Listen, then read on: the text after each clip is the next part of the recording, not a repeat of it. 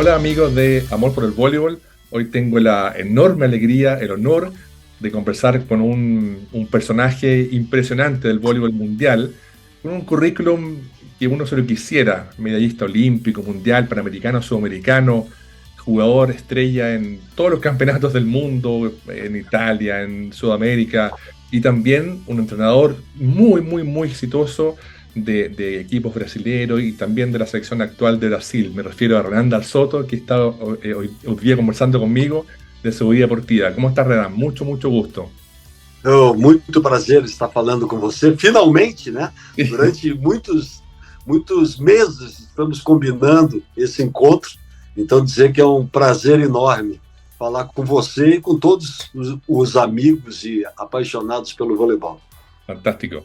Oye, Renan, quería comenzar esta entrevista, esta conversación, preguntándote por qué y dónde y cuándo empezaste a jugar voleibol, ya que Brasil, todos sabemos que es un país muy loco con el fútbol, pero el voleibol también es muy importante. Cuéntame un poco cómo fue tu inicio en el voleibol. Sim, eu comecei jogando voleibol com 11 anos de idade. Hoje eu tenho 62 anos, ou seja, estou há 51 anos no voleibol. E cheguei à seleção brasileira com 16 anos. Eu comecei jogando voleibol na escola, né, em Porto Alegre, no sul do Brasil. Um ano depois eu fui para o clube na Sojipa de Porto Alegre. E com 16 anos teve a minha primeira convocação para a seleção brasileira juvenil. Em 77, com 17 anos, aí eu cheguei na adulta. Minha primeira competição na seleção adulta foi uma Copa do Mundo do Japão, depois 78 Mundial em Roma, e curiosamente a primeira eu fui como atacante e a segunda como levantador. Miller era o titular e eu era o segundo, né? Claro. Depois voltei a atacar, e, enfim, eu tenho muito orgulho de ter jogado pela seleção brasileira há quase 15 anos. Mira, oye, y cuando comenzaste a jugar en el colegio y después viste que tenías talento, ¿cómo fue para ti tu evolución? Porque yo también tuve la suerte de conversar con otros jugadores de la generación de plata, que le dicen, y en esa época ustedes no eran tan altos comparado con hoy día, que son gigantes en el voleibol, pero ustedes eran más bajos, entre comillas, pero tenían muchos saltos, eran muy rápidos. ¿Cómo fue para ti un poco ver que empezabas a jugar voleibol y que jugabas muy bien y empezabas un poco a mostrar que tenías la capacidad de llegar muy lejos? ¿Cómo fue para ti esos comienzos como jugador? Sim, é muito boa essa pergunta, porque quando nós da geração de prata, né, começamos a jogar voleibol, o voleibol no Brasil não era o que é hoje, né, um esporte profissional. Sim. Ele era um esporte ainda muito amador. E na década de 70 jamais passava pela cabeça em um dia ser remunerado, ganhar dinheiro jogando voleibol. Então nós jogávamos porque a gente gostava muito, era muito amor pelo esporte, né? Era amor pelo vôlei, né? E na década de 80 o voleibol se transformou, né? Então nós sabíamos que, você sabe bem, porque nós aqui da América do Sul estamos muito longe dos grandes centros, né, que é a Europa, a Ásia, do voleibol mundial, e então nós sabíamos que nós tínhamos poucas informações, mas nós tínhamos na cabeça um sonho de transformar o voleibol do Brasil num grande projeto, numa grande potência. E para isso a gente sabia que a gente precisava treinar muito. Nós tínhamos limitações de altura, né, porque na época os atletas da cortina de ferro, do leste europeu, da União Soviética, Bulgária, Polônia, eram gigantes perto da gente, né? Então nós sabíamos que fisicamente nós tínhamos que estar muito bem preparados para conseguir enfrentá-los. Então a gente foi marcado muito por essa transformação no trabalho físico, técnico, assim, tremendamente, né? E depois que nós viemos a conhecer todo o sistema tático do voleibol, mas o nosso foco na geração de 70, 80 era físico e técnico. Espectacular. Además que en esa época ustedes también tenían una forma que para hoy día es una forma impensada de jugar, porque tú tú eras atacante de punta, pero pegabas por dos, por tres, pegabas rápida, cosa que hoy día un pegador de punta no pega rápida, pegabas de cruce, había un Sim, voleibol muy distinto al actual. Obviamente, como dices tú, buscando eludir el bloqueo enorme de los rusos, de los búlgaros, qué sé yo.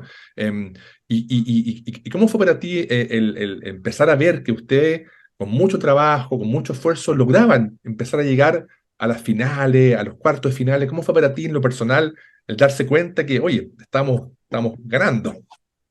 sim. Eu acho que a escola do voleibol brasileiro ela conseguiu unificar um pouco da escola do voleibol europeu, do leste europeu, que é um voleibol de força e Claro, tal, com o trabalho técnico e a dinâmica e a velocidade do voleibol asiático. sí. O Brasil teve uma influência muito grande do Japão, Ujú, né? Eu lembro que fizemos um intercâmbio muito forte com o Japão na época, então nós tivemos essa possibilidade de mesclar um pouco. sí. Então nós sabíamos que para enfrentar as equipes, principalmente as equipes do leste europeu, nós tínhamos que trabalhar com muita velocidade, muita técnica, muita performance. Sí, Então, realmente, como você falou na época, nós jogávamos com uma bola muito rápida, muito veloz, né? Tanto pelo meio, com cruzamentos, exacto, né? Tanto para frente como para trás. Né? exacto. Tínhamos jogadores. Eu tenho grandes lembranças assim de alguns jogadores que para mim foram uma referência, né, como o Bernard Hasman, Mm, que você conhece tão bem. sí. Para mim foi um dos melhores jogadores do mundo. Impressionante a velocidade que ele atacava as bolas, né? Incrível, assim, o braço dele era muito rápido. Foi um jogador que, apesar de ter jogado com ele, é um jogador que eu sempre me inspirei muito também. Sí, bueno, justamente quería preguntarte eso mismo, o sea, a ti quién te inspiró, porque nosotros en Chile, por ejemplo, para el Sudamericano 81, que fue en Santiago de Chile, donde ustedes jugaron Sim, y pudimos verlo, para nosotros soñábamos como dices tú, de tener la velocidad de Rahman o el ataque tuyo, o jugar como los rusos, como los argentinos, soñábamos. Pero obviamente, claro, tú me estás mencionando a Bernard Rahman, que es una leyenda del voleibol. Además, también, como dices tú, él no es un jugador alto, pero tenía un salto, una velocidad que lograba justamente pasar todos los bloqueos. Tengo un amigo chileno que jugó también a nivel de clubes, muy alto, y él me decía que para él uno de los jugadores más difíciles de bloquear era Rahman, porque tenía un brazo rarísimo, muy extraño, incrível. Sim, increíble. sim, Y, é y- verdade. y para ti, además de Bernard, ¿tú tenías otra figura como que te inspiraba o tú dijiste voy a jugar como Renan, va a ser mi juego único, o fue parte de Olha la evolución? que interessante, né? Quando eu tinha 15 anos de idade, o Brasil foi jogar em Porto Alegre, onde eu Ujú. comecei a jogar voleibol. Ya, E o nosso treinador levou a nossa jovem equipe para assistir a seleção brasileira contra o Japão. Era um ok. amistoso. Ujú. E eu fiquei impressionado quando eu assisti. Né? Eu falei, caramba, sabe? Puxa, o voleibol ele é espetacular, sabe? Mas só que ao mesmo tempo eu fiquei assim, puxa, eu nunca vou chegar no nível desses atletas, impressionante. E o Hasman, Bernard Hasman, estava jogando. Um ano depois eu estava jogando com ele na Increíble. seleção brasileira, um ano depois. E eu tenho um fato muito importante, e você vai saber o que hoje não é uma realidade, mas na época todo mundo gostava de fazer o ataque de rede muito Sí, forte, né? Pum, pum, pum. E todo mundo, esse era o desafio, né? Botar a bola no teto. E eu lembro que nós estávamos no Sul-Americano, em 1976, na Bolívia, e o Bernard Hasman estava com um problema no ombro. ya, E ele não conseguia atacar de direita. E nós, todos normais, atacando, sí. tal. Ele chegou de esquerda e botou a bola no teto. Pum, pum. Aí eu olhei assim, eu falei, meu Deus do céu, cara, o cara é de outro planeta, né? Então, assim, eu tive assim, grandes personagens que me inspiraram. Né? O primeiro deles foi o Moreno, Ah, Antônio perfecto. Carlos Moreno. É um Ujú. cara que, assim, me ensinou muito, porque Perfecto, ele era como um professor para todos nós mais jovens. Né? claro. O Bernard, pela sua plasticidade, pela sua velocidade, enfim, era uma coisa impressionante, assim, né? E depois nós fomos uma geração que tivemos que nos descobrir, né? Exacto. Internamente, por quê? Porque nós não tínhamos muitas informações, né? Sí, Justamente porque nós aqui na América do Sul estávamos muito distantes dos grandes centros. Então, exacto. nós não tínhamos muitas informações, imagens e dados estatísticos. Então, nós tínhamos que sempre que nos superar, né? E uma inspiração interna entre Mm. nós mesmos, né? Então, eu tenho muito orgulho de ter jogado com o Xandó, com o Montanaro, o William, grande levantador, né? Enfim, a Mauri, um cara fantástico, Bernardinho, enfim, grandes atletas que eu acho que fazia com que o outro melhorasse, né? Através de sempre querendo um pouco mais. Então, isso foi muito importante. Mas depois, em nível mundial, eu tive a oportunidade de jogar, para mim, com os dois grandes atletas, um o Kart Kirali, né, e Sí, o outro o André Adjani. Para mim, foram sí. dois jogadores espetaculares. Por que eu digo espetaculares? Porque eles não eram gigantes, né, muito grandes, mas tecnicamente e mentalmente eram muito fortes. ¿Verdad? Es muy interesante lo que estás contando. Bueno, a mí, mientras tú hablas, se me ocurren un millón de preguntas, pero hay dos cosas muy interesantes que tú dices. En el fondo, que tu equipo, esa generación con esas leyendas del voleibol, hicieron en mucha historia, porque ustedes empezaron a jugar después del Mundial en Argentina, que serían unos segundos, después los Juegos Olímpicos en Los Ángeles, los Panamericanos que le ganan a Cuba, o sea, empiezan a subir, subir, subir y a jugar a un nivel cada vez mejor con este voleibol que uno en Chile quizás puede decir como un juego bonito, porque era muy lindo ver cómo jugaban, las desplazaban, las rápidas, el cuerpo, era maravilloso verlos jugar. Y también lo otro que tú mencionas que es muy interesante es con respecto a la información. Eh, Había muy poca información. A veces llegaba alguien acá a Chile con un VHS, ¿te acuerdas? Una cinta de video, una película en mala calidad y uno empezaba a ver, revista había muy poca. Entonces, claro, la información era escasa y pese a eso, claro, ustedes fueron creciendo y fueron logrando cosas con esta generación que logró, bueno, como dices tú, dar como el inicio de este despegue que tuvo en Brasil el voleibol. Y quería preguntarte un poco, Renan, ¿cómo fue para ti también jugar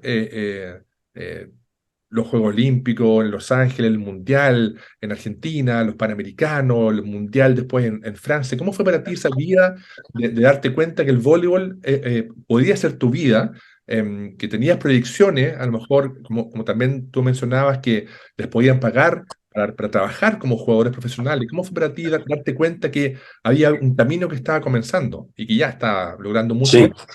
Eu, com 18 anos, eu estava na faculdade fazendo arquitetura, sabe? Sí, Né? sí. Meu sonho era ser arquiteto. Ujú. E eu lembro que saíram as primeiras convocações, né, com 17 anos, a Copa do Mundo do Japão. Aí eu falei, caramba, vou viajar, né, para o Japão, né, o Claro, voleibol vai me levar para o Japão. Que legal, tal. 78, Mundial em Roma, maravilhoso, tal. Só que começou um momento a haver um problema, porque eu estava faltando as aulas claro. da universidade e tal. E eu lembro que meu pai me chamou, né? Meu pai me chamou e falou, filho, você sabe que o estudo é muito importante, né? Ujú. Muito importante, é fundamental para a nossa vida, mas eu nunca vou conseguir te mandar para o Japão ou para a Itália. Mm. Então, aproveite esse momento, né? Faça o teu melhor e Mira, depois, quando voltar, continua, né, os teus estudos. Eu falei, pai, te amo, muito obrigado, e fui, sabe? Porque, então, assim, o apoio dos meus pais foram muito importantes, porque nós não sabíamos que, a partir de 81, o voleibol ia se profissionalizar exacto.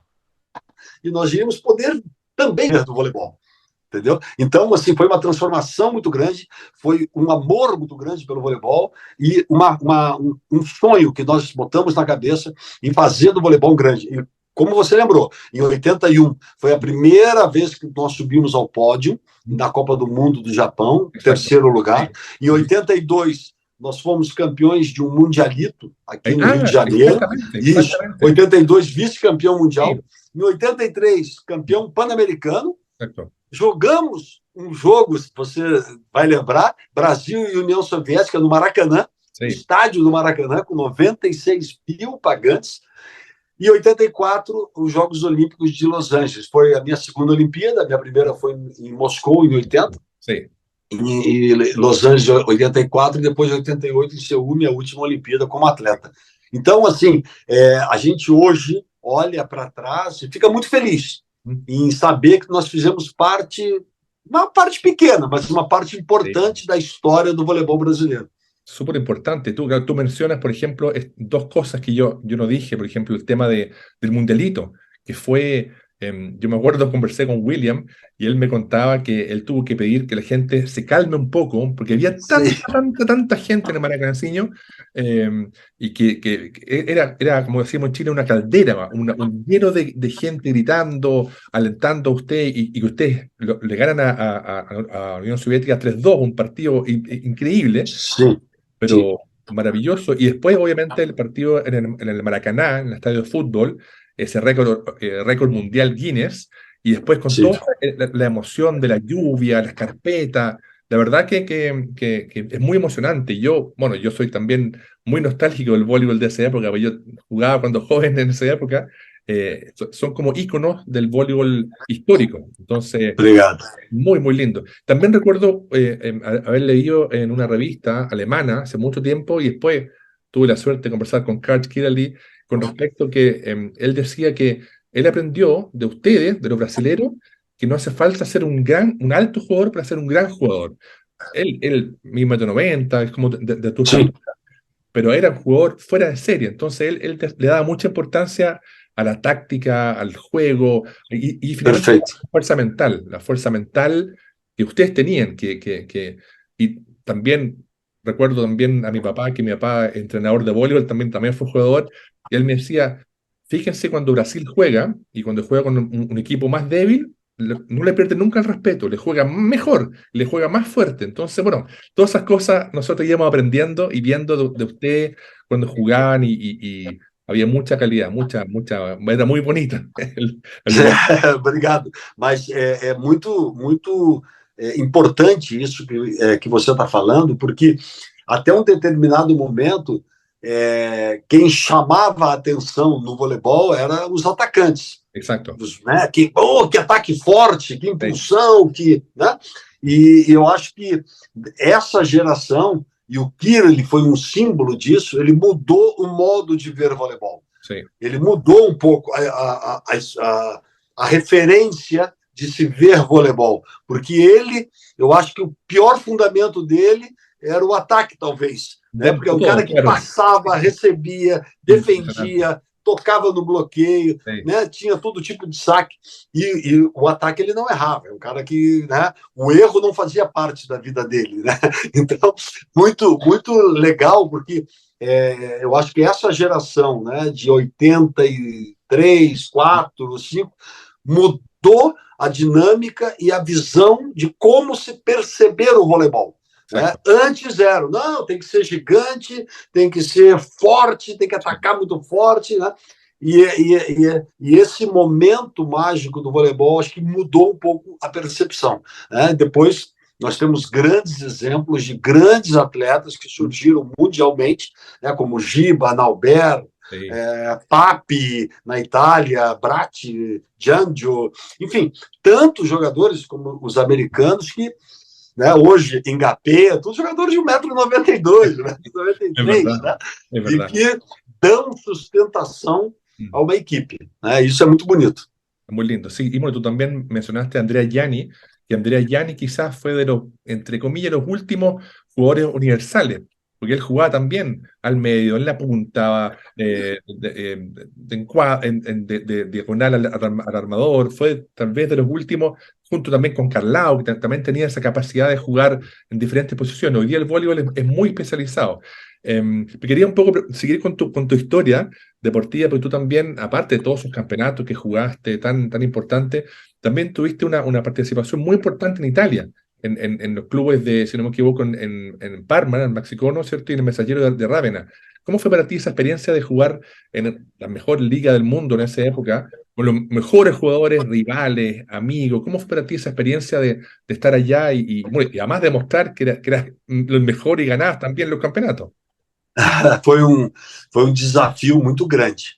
Foi um desafio muito grande porque eu estava com 28 anos, Ujú. jogando minha última Olimpíada, me despedindo da seleção brasileira. Hoje nós sabemos que os atletas vão até 35, Sí, 36, sí. 38 anos. Eu estava com 28 na época, já estava me despedindo da seleção brasileira. Ujú. Foi quando o Gianpaolo Montali, que era o treinador do time, me chamou e era um desafio muito grande, porque eu estava indo para o lugar, na época, de um grande jogador que se chamava Ben Gustafsson, Sí, que era um sueco fantástico, um grande jogador, um sí. grande jogador. E, e eu, assim, me adaptei muito bem na Itália. Eu fui com a minha esposa, que Ujú. hoje nós somos 34 anos casados. Ela era muito jovem, tinha 17 anos, mas ela era italiana, é Ah, italiana, ya, né? perfecto. Isso, ela é italiana, então veio para o Brasil muito jovem, Sí. mas voltamos às origens. Então foi uma adaptação muito boa, Ujú. num grande time. O meu primeiro levantador foi o Dustin Dvorak, né, Mira, ali em 88, pura leyenda. excepcional, Sí. né, junto com Zorzi, Bratti, Giangio, tinha, era Gali, tal. Depois veio o Jeff Stork, Sí. Otro. um Gigante. grande amigo que eu tenho, né, outro grande levantador. Aí já veio o Carlão junto, Sí. né, perdemos o Zorzi, mas entrou o Carlão, Gravina, mais o Gianni, Bratti, enfim, era um belo time. E depois veio o Peter Blanger. Então, assim, Sí. eu tive o prazer e a honra de jogar com esses três mágicos, né? Três jogadores excepcionais. E quando o Jeff Stork estava no Max Kondo comigo, o ¿Mm? Jeff Stork tinha um problema grave de coluna. Ah, E às vezes ele travava a coluna, e eu tive o prazer de jogar uma Champions League levantando no lugar sí, dele, né? E es algumas verdad. Sí. partidas do campeonato italiano. Então, assim, por isso que nós Ujú. falamos, você citou, né, o quanto era importante antes você saber fazer tudo no voleibol. Hoje Exactamente. é muito especializado. Então, a minha formação foi como receptor, atacante, mas também como levantador. Eu treinava isso. E para Exacto. mim foi um diferencial muito grande na minha carreira eu ter tido esse aprendizado. Por Sí. isso, eu acredito, e nós incentivamos isso na seleção brasileira, onde todos os atletas, principalmente no período de base da seleção, eles precisam Ujú. experimentar Sí. tudo, todas as posições, porque hoje você ganha e perde um jogo, não é num ataque ou num bloqueio, porque todo mundo ataca forte, é num levantamento bem feito, é num apoio de bola bem feito, é ali que está a diferença. Né? Então, assim, é muito importante hoje você continuar trabalhando a técnica individual, né? E dar essa experiência, essa possibilidade para os atletas crescerem, né? Como atleta de voleibol, Sí. não como um atacante, ou como um atleta de voleibol. Isso é muito, eu acho que ajuda muito na construção de um time. E esse time que eu joguei na Itália, o Maxicono e depois Ravenna também, nós tivemos anos excelentes, né? Tivemos o Grand Slam um ano e foi muito legal. E depois do Montale veio o Bebeto de Freitas. Então, Sí. assim, foi tudo, foi um momento muito mágico na minha carreira. Precioso. Yo me acuerdo haber publicado una foto tuya levantando, armando por el Ravena, o sea, por el Maxicono.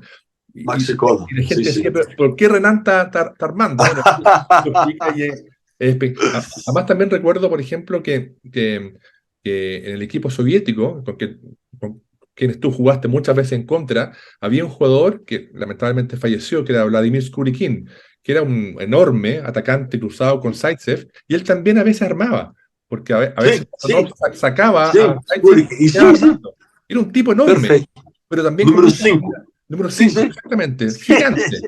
Y él también armaba a veces, y era como que raro, porque siendo uno pensaba en los soviéticos que eran cuadrados, también tenía esa habilidad como dices tú, hace que un jugador también sea más universal y también sirve para aprender, porque uno a veces como atacante dice, levántame más alto, más bajo, pero hay que Sim. ponerse en lugar del armador, que no es tan fácil, pero como Que, dices tú también es fundamental. Un equipo hoy día, siempre, el armador es el motor que gira en torno a eso. Oye, Renan, también quería preguntarte un poco, bueno, claro, tú dijiste que con 28 años ya estabas pensando en retirarte, cosa que hoy día un jugador de 28 años joven.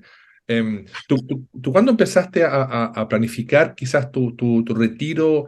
ya oficial, después de Italia, o seguiste jugando después en Brasil? Sim, ¿Y cuándo fue como el paso a pensar ser entrenador? O hiciste algo antes? Cuéntame un poco, por favor, esa parte de isso, la historia. isso é muito interessante, porque eu tive a oportunidade de trabalhar com grandes profissionais, né? Sí, Como Bebeto de Freitas, Brunoro, sí. Montali, enfim, grandes profissionais. Daniele Ricci. E Ujú, eu era muito, assim, eu sempre fui muito determinado, sabe? ujú. Os treinos que eu gostava, eu tinha vários cadernos que eu Ah, escrevia. Pô, esse treino é mira, muito bom, mira, sabe? Que eu interesante. gostava. Esse treino, e eu escrevia tudo, escrevia. Claro que o voleibol mudou, né? Sí, Aquilo lá, para mim, serve como uma base, porque você tem que mudar. A regra do voleibol mudou, exacto. né? A realidade mudou, mas eu ia escrevendo tudo. E quando eu estava na Itália, eu falava para minha esposa: puxa, eu quero ser treinador.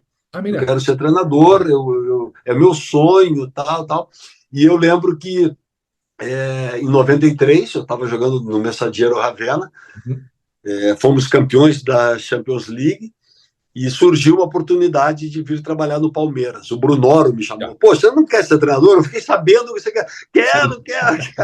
Aí eu vim, foi a minha primeira experiência, foi muito legal. Ujú. E foi um aprendizado muito grande. Um aprendizado que, quando eu voltei para o Brasil em 93, a minha esposa estava grávida do Gianluca, meu primeiro filho. Hoje Claro. nós temos dois filhos, o Gianluca e o Enzo. Nós queríamos que ele nascesse no Brasil. Sí. Nós viemos para o Brasil e eu comecei a ser treinador no Ya. Palmeiras Parmalat. E eu achava que, por eu ter jogado, né, num nível muito bom, por ter jogado em grandes equipes, por ter tido grandes treinadores, por ter disputado mundiais, Olimpíadas, era o Claro. suficiente para eu me transformar também num bom Sí. treinador. E eu, nos primeiros anos, eu comecei a entender que não era o Mm. suficiente. Me Exacto. faltava muito conteúdo, muita, sabe, ciência. Sí. Então, é claro que a gente conhece o jogo, né, o voleibol, a gente, ok, conhece, mas dirigir uma equipe, fazer a gestão de um projeto é muito mais além do que só conhecer o voleibol na sua Claro. essência. Você Total. tem que gerir pessoas, você tem que saber como trabalhar com pessoas, é um processo de liderança. Então você tem que desenvolver várias habilidades e Sí, sí. isso não está ali dentro da quadra. Você tem que Claro. se capacitar, você tem que estudar. Né? Então, Exacto. assim, para mim foi muito importante esses primeiros anos como treinador. Depois eu tive a oportunidade de trabalhar 6 anos dentro da Unisul, de uma universidade, onde Sí. eu pude me capacitar muito e depois retornar a fazer a função de treinador. Perfecto.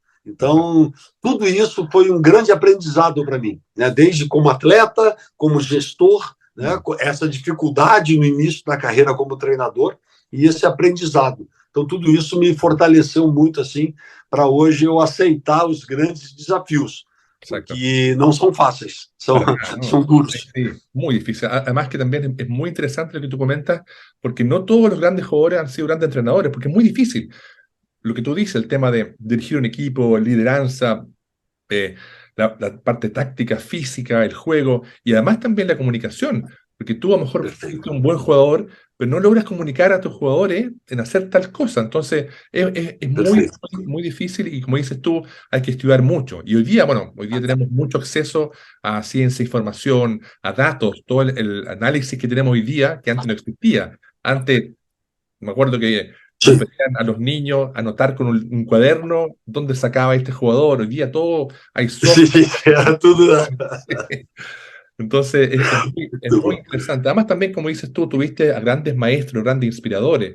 Y también, bueno, dentro de ellos, bueno, Brunoro, Bebeto, enormes bestias del voleibol. Y en Brasil también, bueno, también después con Bernardinho. O sea, siempre había una gran escuela de entrenadores que fueron jugadores muy importantes, pero también han logrado como cambiar el voleibol mundial, porque en el fondo el voleibol de Brasil cuando ya empezó la generación de oro en Barcelona y después la generación con Giva, con Mauricio, con Gustavo, toda esa generación que hizo que el voleibol de Brasil llegue a estar arriba hasta el día de hoy.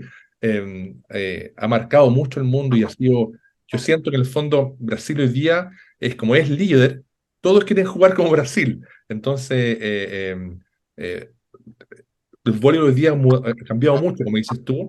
Antes estaba la escuela japonesa, la escuela rusa, la escuela brasileña, la escuela, no sé, argentina, no sé. Pero hoy día todos, más o menos, esa es mi opinión, juegan parecido y quieren jugar como Brasil. Entonces, claro, Brasil lleva el liderazgo hace mucho tiempo. Y en el fondo, claro, es parte de tu trabajo y también de mucha gente que está empujando para que esto continúe. Y quería un poco preguntarte cómo fue para ti ya el darte cuenta que podías ser un gran entrenador, en tener que tus jugadores jueguen muy bien. ¿Cómo fue para ti también esto de poder llegar a la selección adulta y, bueno, y seguir siempre arriba en las primeras líneas? ¿Cómo É, fue para ti? então isso é muito interessante, porque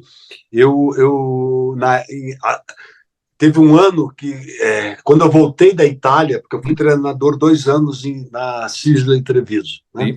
Aí voltei para o Brasil e surgiu um convite da Confederação Brasileira de Vôlei para ser diretor técnico das seleções brasileiras, Ujú. masculina e feminina. Então eu Ya. trabalhava lado a lado ao Bernardinho e o Zé Roberto, que para Sí, mim são dois ícones do sí, voleibol mundial. totalmente. Então, ali, para mim, também foi um grande aprendizado. Eu adoro aprender, né? Ya. Eu estou sempre querendo aprender, prestando atenção nas coisas.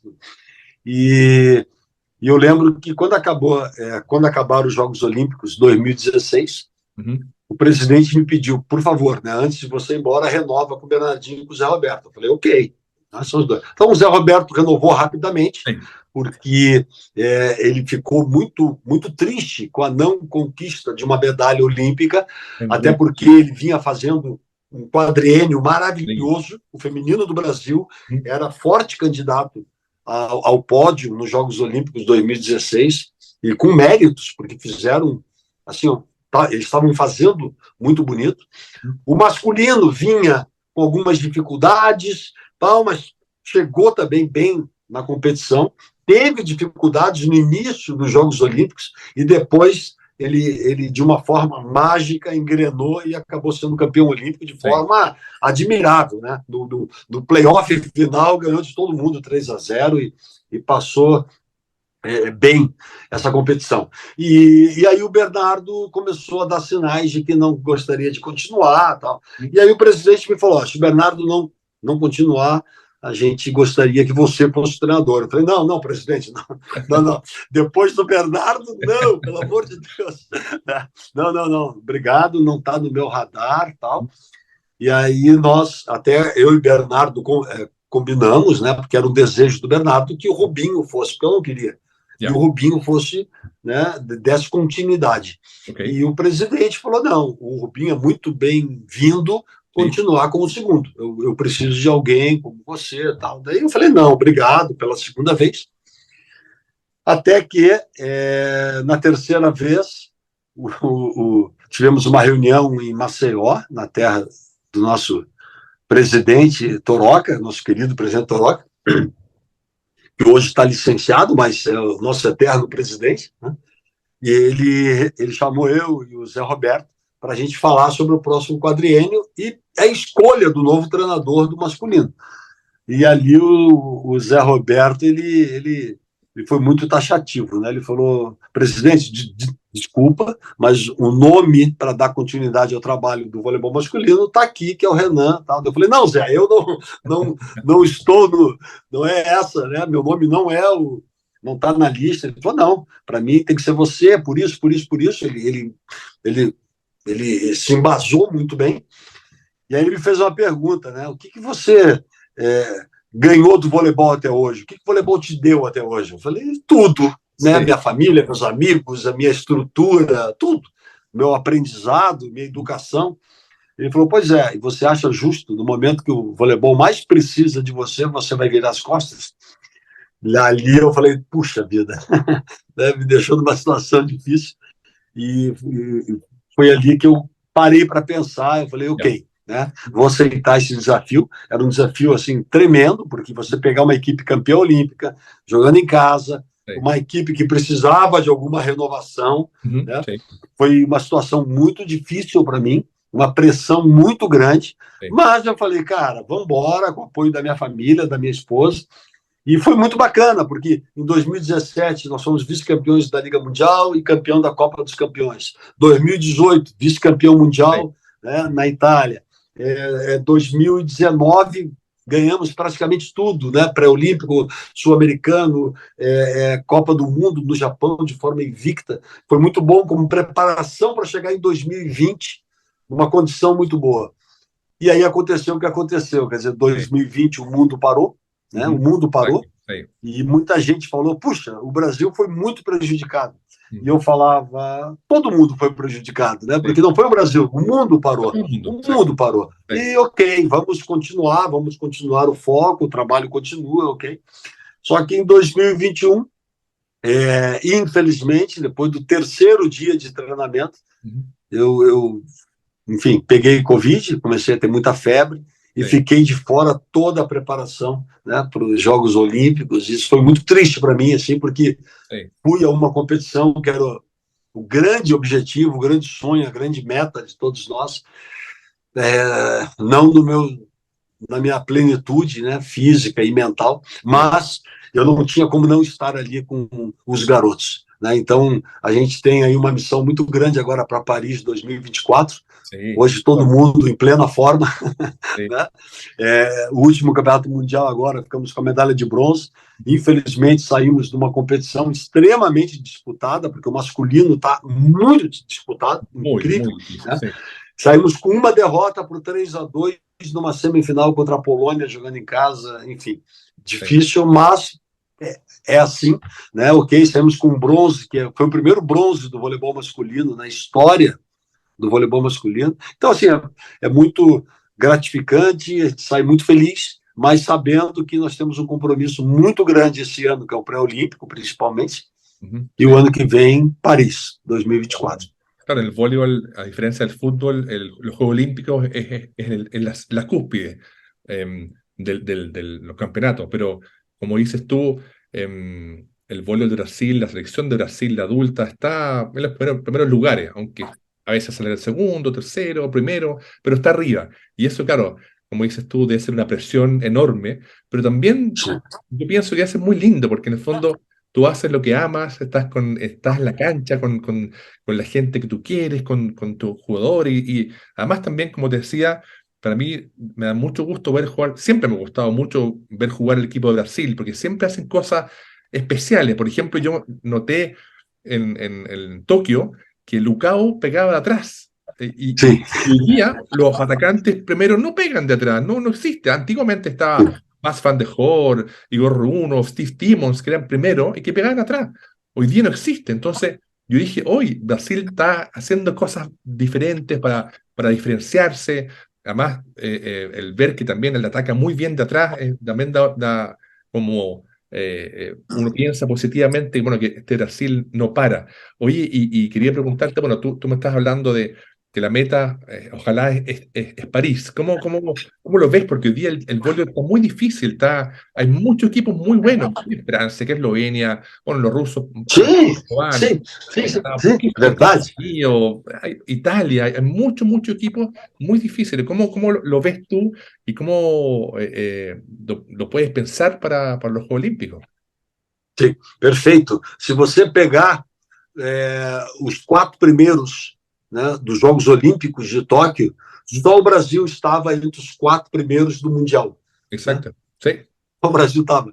Nas últimas duas edições da Liga das Nações, o Brasil foi campeão sí, uma, França. Então, assim, sem contar com as equipes que estão ali crescendo muito. Como você falou, a Eslovênia, a Ucrânia está crescendo muito. Ucrania, A sí, Ucrânia está crescendo muito. A Argentina sempre muito forte, sempre muito Polonia, forte. Irã, sí, Japão Irán, cresceu Japón, sí, tremendamente. muy buen trabajo, muy buen trabajo. Muito bom trabalho, além das equipes como os Estados Unidos, a Rússia, que eu não sei se vai estar nos Jogos Olímpicos, mas Claro, Polônia, França, Itália, Sérvia, sabe? É uma claro, quantidade muito grande. Por isso, assim, o pré-olímpico nosso ficou muito uma chave muito dura.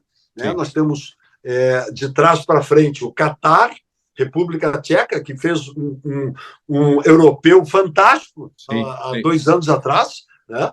Fez um europeu fantástico. Aí depois vem a Alemanha, que voltam todos os jogadores, inclusive o Grozer, que para mim é um dos melhores opostos do mundo, né? O Grozer. Aí depois tem Cuba, Irã, Itália.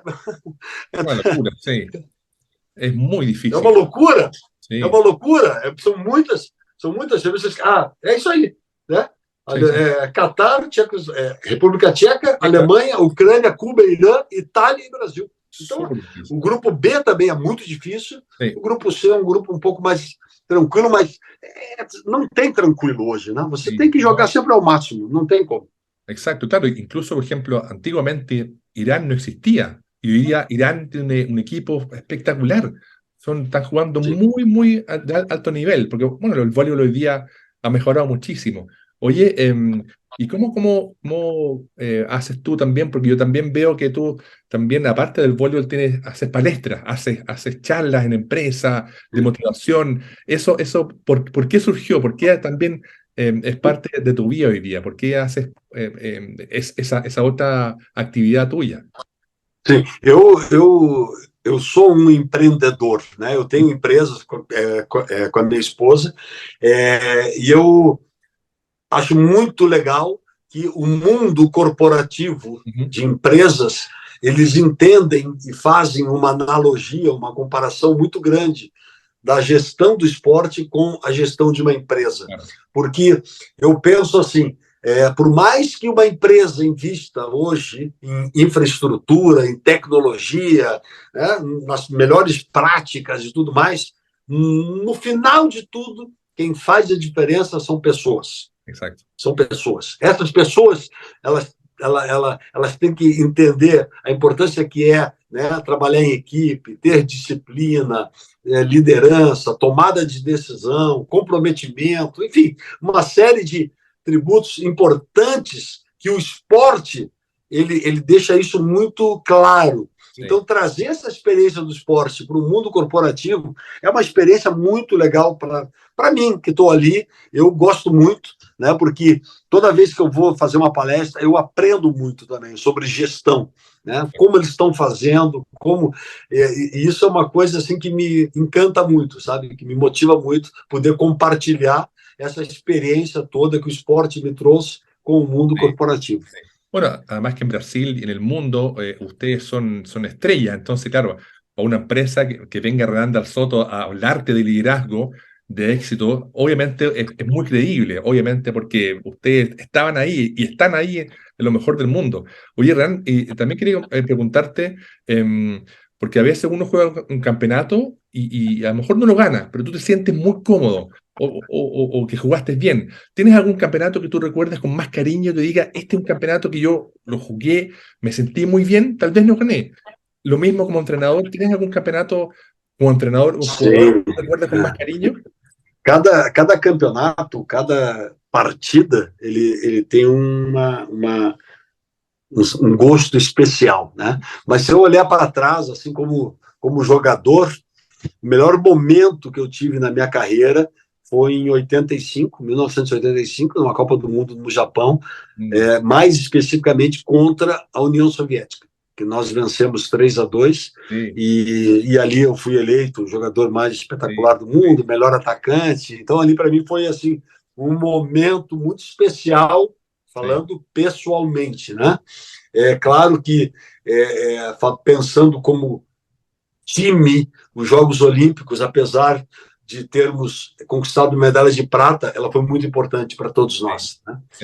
E como treinador, eu sem dúvida alguma, a Copa dos Campeões, que nós vencemos de forma invicta, né, a seleção brasileira esteve muito bem, né, porque nós sabíamos que era o último passo antes de chegar na Olimpíada. E nós fizemos uma Copa muito boa, assim, eu tive muito orgulho de todos que estavam ali, né? Infelizmente, depois aconteceu tudo o que aconteceu, mas esse é o maior barato, né? Eu não sei como dizer, mas essa é a coisa mais legal que o esporte nos proporciona, né? Que é o dia seguinte. É você voltar para a quadra, para dentro do ginásio e poder reconstruir. Você treinar se doar, dar o seu melhor, ¿verdad? né? Porque a gente entende que o campeonato, o jogo, é só um reflexo do que você faz no dia a dia. Exacto. Bueno, hoy día, gracias a la tecnología, nos permite que los dos estemos hablando, cosa que antes hubiera sido imposible, pero también yo recuerdo ese partido que mencionas tú en la Copa del Japón, el 85 contra la Unión Soviética, está en YouTube, donde tú jugaste increíble y me acuerdo que los rusos no podían bloquearte. Estaba Sabin, estaba Shurikin, estaba Panchenko, y no podían bloquearte y no podían bloquearte, no hubo caso. Y como dices tú, fue un campeonato que tú jugaste siendo un jugador versus los rusos, un jugador mucho más bajo, pero metías, fue muy lindo. Foi um momento muito importante, Ujú. mas muito importante a participação do William. Sí, O no. William era Sí. impressionante. Bueno, es que en Brasil siempre históricamente ha habido grandes armadores. William Sim. Bernardinho, Mauricio, Ricardinho, ahora Bruninho, William el Moderno. O sea, siempre ha Oh, habido sim. grandes armadores, no tan altos, pero grandes armadores con un talento, y eso, como dices tú, Uma... mental, y una fuerza mental, pero sobresaliente. Mira, a mí me pasa que yo podría hablar horas y horas y horas de voleibol. Es mi pasión, es mi amor de vida.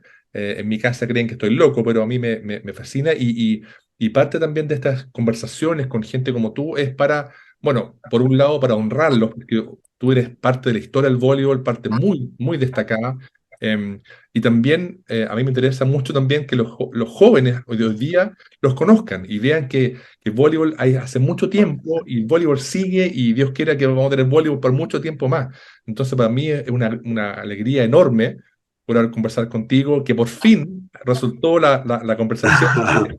Tú estás muy ocupado, tienes una agenda que me da una envidia sana de estar en todos los lugares del mundo haciendo lo que uno ama, en este caso el voleibol. Así que quería un poco ir cerrando esta conversación, Renan, dándote las gracias por tu tiempo, por tu pasión de conversar de tu vida deportiva. A mí me pasa muchas veces que yo entrevisto gente y quedo con ganas de salir a correr, de jugar voleibol, porque tú tienes una energía que contagia y obviamente uno entiende por qué tus equipos son tan buenos, porque tú contagias esa energía y además, si yo fuera jugador de Brasil diría, oye, no me está entrenando cualquier persona, me está entrenando Renanda al Soto, o sea, no es cualquier jugador. Así que yo encuentro genial haber conversado contigo, haberte conocido. Te agradezco de nuevo un millón de gracias por tu tiempo, por tus ganas de conversar de tu vida. Y bueno, y desearte a ti, a tu equipo, el mayor éxito del mundo, que en París logremos Obrigado. ver de nuevo a Brasil ahí poniéndose la medalla de oro y nada, y estemos en contacto y bueno, y a ti y tu familia hacerte lo mejor y mucha salud también en estos tiempos que el COVID también anda dando vuelta todavía en algunas partes, así que te mando un gran abrazo, Renan. Meu caro amigo de tantos anos, né? Eu quero primeiro agradecer pelo convite de estar aqui. Quero agradecer também o que você está fazendo pelo voleibol. Eu acompanho nas redes sociais. É muito legal a gente poder contar um pouco da história, né, da nossa realidade, de tudo que foi construído, porque eu acho que a história ela fortalece, né, e inspira Exacto. essa molecada, essa garotada a Sí. continuar treinando, jogando e conquistando. Então é muito bonito e eu gosto muito de quando a gente pode contar um pouco, né, de como tudo aconteceu, porque muita gente pode parar e pensar, puxa vida, mas o voleibol é grande aqui no Brasil, mas não era assim. Ele começou lá atrás, Viene de una parte. pequeno, e foi crescendo. Então, assim, é muito importante a gente conseguir ter essa oportunidade. Então, muito obrigado pelo convite, parabéns pelo trabalho que você está fazendo, ele é fantástico, tá? Então, conta sempre comigo, tá bom? Muchas gracias, Roberto. Un gran abrazo.